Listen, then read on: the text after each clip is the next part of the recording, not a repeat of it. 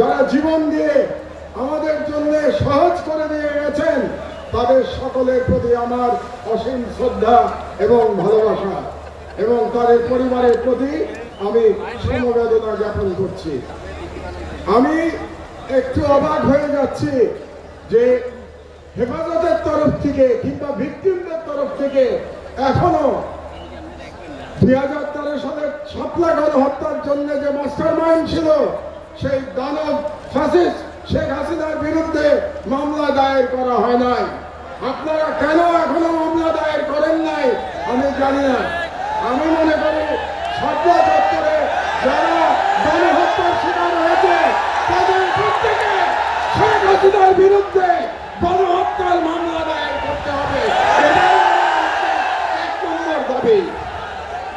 দ্বিতীয় যে কথাটি আপনাদেরকে আমি বলতে চাই, আমরা মুসলমান, উম্মার প্রতি আমাদের ভালোবাসা থাকতে হবে।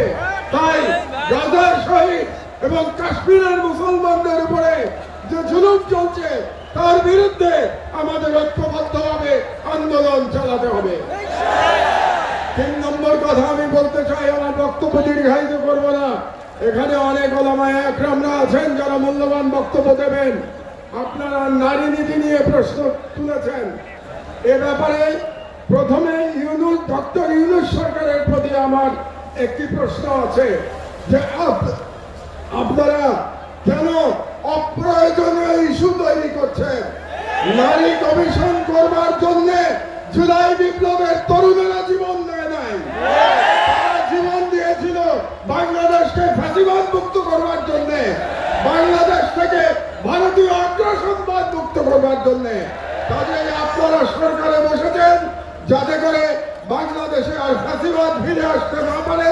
আপনাদের দায়িত্ব শুধুমাত্র সেই সংস্কারগুলি করা যে সংস্কারের মাধ্যমে বাংলাদেশে ফ্যাসিবাদের পুনরুত্থানের পথ আমরা বন্ধ করতে পারবো। কাজেই ডক্টর ইউনূস সরকারের প্রতি আমার বাংলাদেশের একজন প্রবীণ নাগরিক হিসেবে পরামর্শ থাকবে, আপনারা অপ্রয়োজনীয় ইস্যু তৈরি করবেন না। এবং আমরা দেখতে পেয়েছি আপনারা অনেকগুলো অপ্রয়োজনীয় সংস্কার কমিশন করেছেন। এই সমস্ত সংস্কার কমিশনের কোনো প্রয়োজন ছিল না। আপনারা রাষ্ট্রের সম্পদ এবং সময় নষ্ট করছেন। আমার অনুরোধ, এই সমস্ত কমিশন আপনারা বাতিল করে দেন। এই সমস্ত কমিশনের কোনো প্রয়োজন নাই। আর আলেম ওলামাদের কাছে আমার নিবেদন, আপনারা নারী নীতি নিয়ে লড়াই করতে গিয়ে বৃহত্তর লড়াই থেকে সরে যাবেন না। আমাদের বৃহত্তর লড়াই ভারতীয় সাম্রাজ্যবাদের বিরুদ্ধে লড়াই, বৃহত্তর লড়াই ইসলামের জন্য আমাদের লড়াই। আপনারা যদি নারী নীতির মতো একটা ইস্যু দিয়ে আন্দোলন করেন তাহলে আমাদের যে বৃহত্তর আন্দোলন এটা ক্ষতিগ্রস্ত হবে। কাজেই নারী নীতির অবশ্যই আপনারা প্রতিবাদ করবেন, কিন্তু তার মানে এই না যে আমরা মূল লড়াই থেকে সরে যাব। মূল লড়াই থেকে আমাদের সরে যাওয়া যাবে না। এই জন্য আপনাদের কাছে আমার আহ্বান, আপনারা ঐক্যবদ্ধ থাকবেন। আমি বিশ্বাস করি বাংলাদেশের আলেম সমাজ যদি ঐক্যবদ্ধ থাকে তাহলে বাংলাদেশের স্বাধীনতা কেউ ছিনিয়ে নিতে পারবে না।